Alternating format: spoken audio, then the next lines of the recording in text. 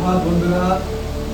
আজ 5ই নভেম্বর, যেমন ঠিক ছিল তেমন আমরা আজ অরুণোদয়ের পথে, অরুণাচলের পথে যাচ্ছি।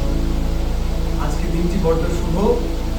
আমরা আজকে রাস পূর্ণিমা, আজকে মহান আত্মা গুরু নানকের জন্মদিন। আমরা বেরোচ্ছি অরুণাচলের পথে। আজকে মোটামুটি গন্তব্য আমাদের জলপাইগুড়ি পর্যন্ত। তো এখান থেকে জলপাইগুড়ি যাত্রা আমরা কথা বলতে বলতে যাব, বিভিন্ন রকম ভিডিও শুট করতে করতে যাব। আপনারা আমাদের সঙ্গে থাকবেন। এই আমার গোছানো গাড়ি একটু রেডি করবো, তারপরে বেরিয়ে পড়বো। এখন মোটামুটি সকাল 5:30 বাজে। আমরা নির্ধারিত সময় বেরোতে পারছি।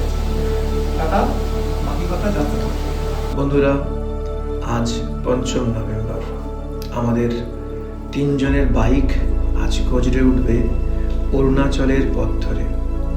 পাহাড়ের বুক চিরে কুয়াশায় মোড়া পথ ধরে আমরা ছুটে এক অজানা রোমাঞ্চের খোঁজে। এই যাত্রায় শুধু বাতাস নয়, হৃদয়ে স্পন্দন হবে আমাদের সঙ্গে। যখন সূর্য পাহাড় পেরিয়ে অস্ত যাবে, তখন হেলমেট খুলে চোখ রাখবো, অনুভব করব, আর এই পথ কথা বলবে আমাদের সাথে।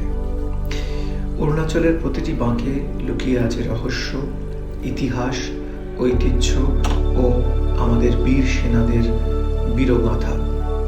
প্রতিটি নদীর ধারে প্রতিশ্রুতি আমাদের অজানাকে ভালোবাসবে আর আমাদের সমৃদ্ধ করবে। তাই বন্ধু, ইঞ্জিন স্টার্ট করছি।